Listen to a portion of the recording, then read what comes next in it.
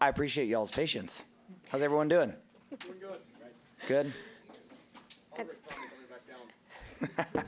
And with that, we're going to continue our post-race media availabilities. We're now joined by Tyler Reddick, driver for 2311 Racing, and the winner of the Geico 500. We'll go right ahead and open it up for questions. If you have one, please raise your hand, and we'll get a mic over to you.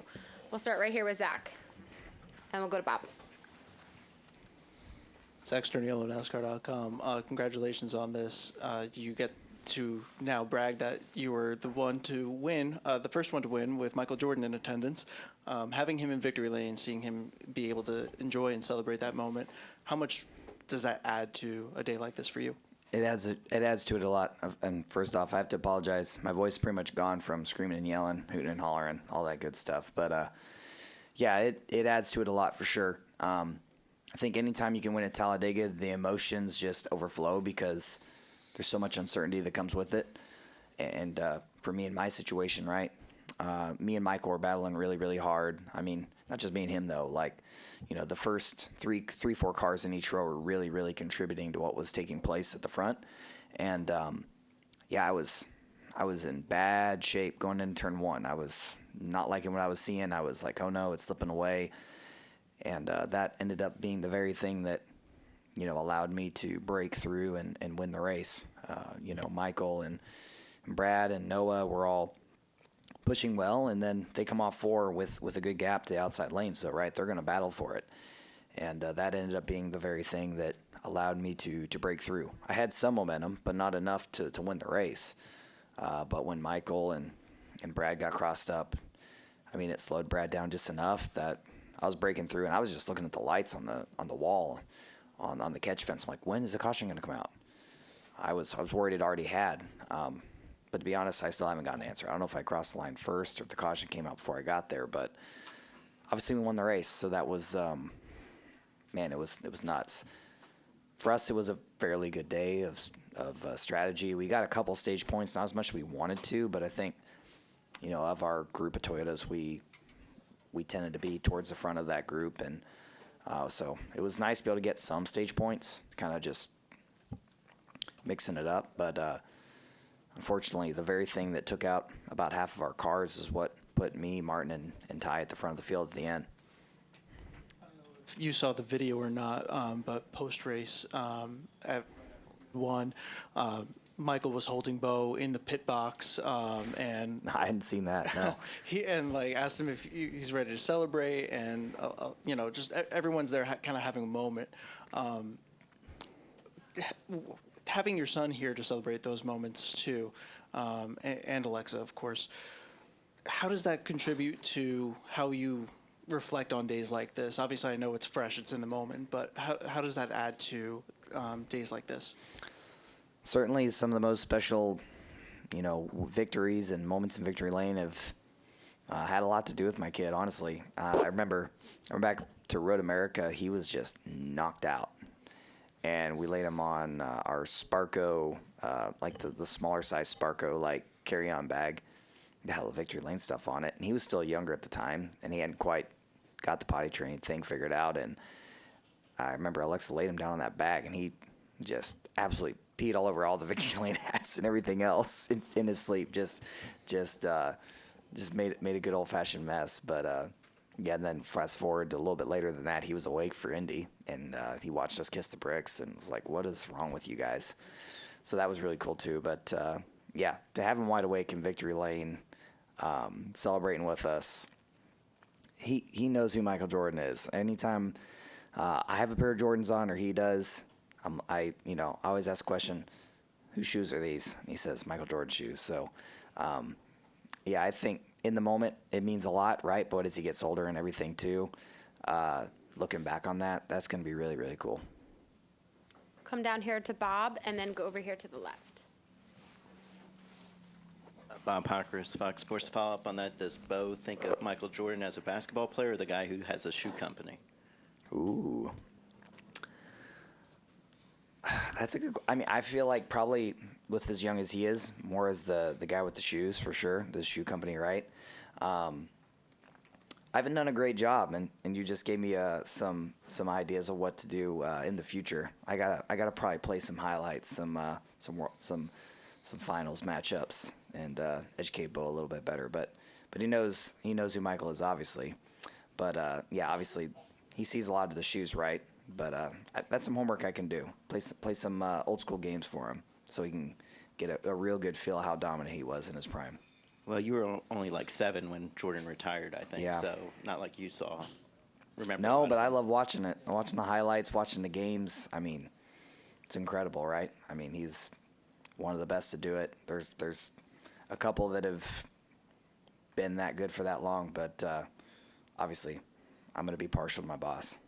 And sorry, one race question. When you see Michael trying to throw the block, are you thinking that might work? Or are you thinking, man, there's a crash coming, and I'm going to see if I get caught up in it, or what? I'd say that late, I'm just holding it wide open. Doesn't even. I can just close my eyes. I'm going to hold it wide open. I'm going to do whatever it takes to not lift. I've been in that situation in a few different scenarios. That's the first time I've been in that spot at the front when you can battle for a win. I think our last time here in the playoffs, I saw everyone wrecking, and I just drove into it. I just hit it as hard as I could, and we gained a couple spots out of it. So that's just the mentality you got to have here. You just got to kind of throw caution to the wind. And as it turned out, I mean, the 10 and the 6 kind of got stacked up when Michael got turned sideways, and thankfully I had just enough momentum to get by both of them. We're going to come over here to your left, Tyler, and then down over here to John. Don Stinson, DNA Sports Talk. I asked Jordan, was this as good as a playoff win? And without hesitation, he said better. Now, whether that's NBA or NASCAR, your reaction to that, and what does it say about his commitment to you and the team? Yeah, I mean, for him, he's come to a few races, and unfortunately, even as good as the days have looked, they've not ended in victory lane. So for us to win a race like that, be up front as much as we were at the end, and it looked like he was slipping away, and then we get it back, man, it's an unreal feeling. So yeah, it's great, you know. I'm really excited that I was able to do it, but my excitement level would not change whether it was me or Bubba that got him to victory lane when he was here at the track. He means a lot to everyone here at 2311, and he makes a big effort to talk to me, talk to Bubba, talk to Denny, talk to Steve, talk to other individuals at the team, and pump us up when we need it. And so to have him here to experience victory lane for the first time is really special. All right, we're going to go right down here to John, and then all the way in the back. John Neal, BNBC Sports. I was curious, were there's a range of emotions going from, the aggressive pit stop, all you guys working together, then your Toyota teammates crashing, and then all of a sudden you're still out back in front and you're getting Toyota its first win at a super speedway, the next gen era? Yeah, there was a big range, right? Like I didn't actually ask the question, but certainly when you look at a crash of that nature where cars go up into the wall at that angle, your first thought is, man, I hope everyone's okay, and it sounded like they were. Then you got to shift gears and recenter on your race, right? Like, okay, well, that really stunk for the drivers involved, but now we've got a real opportunity, those that remain, to capitalize on this moment and make sure one of us gets to victory lane. So, I really would have expected Martin to go to the bottom and Ty to have to decide between the two of us. But again, I'm really thankful that Martin and Ty both decided to stay behind me and were dedicated to pushing me. If it wasn't for that, I don't think we win today. So, it's just that Toyota family aspect, our teammates, everyone at Toyota really makes a big effort to help one another, and they certainly were a large part of why we were able to stay up towards the front and get the win today. And then does it add, I guess, an extra pride knowing that even with the limited numbers after the crash, that you guys all worked so well together and you were able to deliver that win? Yeah, it's great. I mean, I know ultimately I'm the only one that leaves with the trophy and the playoff points, but we worked really well together. I'm just very thankful that, Martin was as committed as he was, and Ty was as committed as he was to Martin. That was a very large part of why we were able to stay in the mix at the very end. We're going to come right here in the middle to Steve, and then down here in the front to Jordan. Steve Conley, the podium finish. Tyler, I know a lot of the early part of the race was fuel-saving mode for most of the field, but were you a little surprised running most of that first stage 3 wide that we didn't have the issue like we did at the end, and it stayed clean for those first 2 stages? Yeah. Sorry, Davis was trying to hand me his in, and it fell. I mean, we're saving so much fuel that it looks 3 wide and it looks borderline chaotic, but for the most part, everyone's kind of taking it easy, giving each other room. So we were 3 wide, and you saw drivers trying to advance their position in the draft to take advantage of the pit cycle when it would open up, and it would work out for some, but it was just something to keep in mind all day long. You know, it certainly seemed like you'd want to be on the bottom when the pit cycle would start if you were one of the first cars to pit, but it was hard to save fuel down there. The middle seemed the best for that. So you just saw a lot of drivers kind of playing risk versus reward. Like, if I advance my position a few more spots, I'm further ahead when I come to pit road. Is that going to pay off in the amount of time on pit road? So it was just, everyone was kind of playing their own game there. It wasn't really super chaotic, really, before the pit stops. But after we would pit, I mean, the intensity would shoot to the ceiling, and it would stay there for the rest of the run to the stage end. We'll come down here to Jordan, and then right here in the front. Jordan Bianchi with The Athletic. When were you notified of the plan to pit in stage 3 under green like you guys did? No comment. Sorry. Understood. I'm not going to talk about it. That's okay. I get it. And when that call was made, were you thinking it was a good thing? Did you? Because the way I understand it is you either going to run them down under green. That was the idea. If it stays green, or if it goes caution, you guys are going to be able to leapfrog them, and which is what happened. So, as a driver, when you know this is going on, are you comfortable with it? I mean, that as a Toyota driver and as the other Toyota drivers, we're committed to each other, and whatever the strategy may look like, whatever the plan is, we're all on board with one another. So, yeah, it ended up working out for some of us, but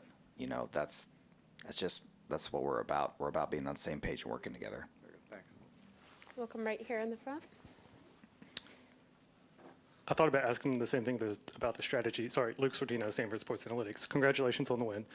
So I'll shift gears a little bit and ask, for Michael Jordan, he used to play here in Alabama with the Barons. Do you think it's any more special, pretty cool, being in that 45 car, which is the number he wore at the Barons with baseball? Any relation there? That is pretty cool. I think of, also, my fiance's dad and him spending time together in baseball as well. So there's a lot of cool ties that go on down the line. But, yeah, it's just really special that he was able to be here. Again, it's great. It's cool that I was able to do it and get him to victory lane, but it wouldn't be any less special if it was Bubba doing it instead. We both really want to get into victory lane, and we've been really motivated to do so. I'm really glad that we finally were able to do it. Are there any final questions? We'll take one last one right there in the back. Hey, Brad Harris from FrontStretch.com. Is there any extra edge or motivation you guys get when y'all know that Michael is here at the track? Is there any more desire to want to win when he's here? Does that give you guys an extra step up?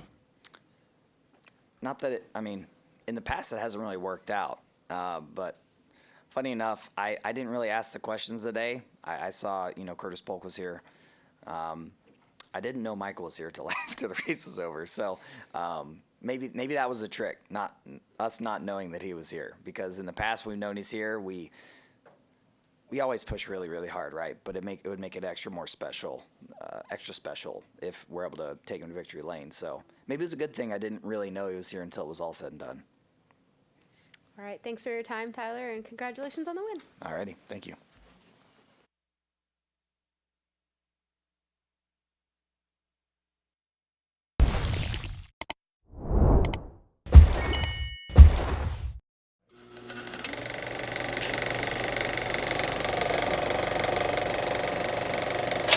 right, there's the checkered flag. Great job, driver.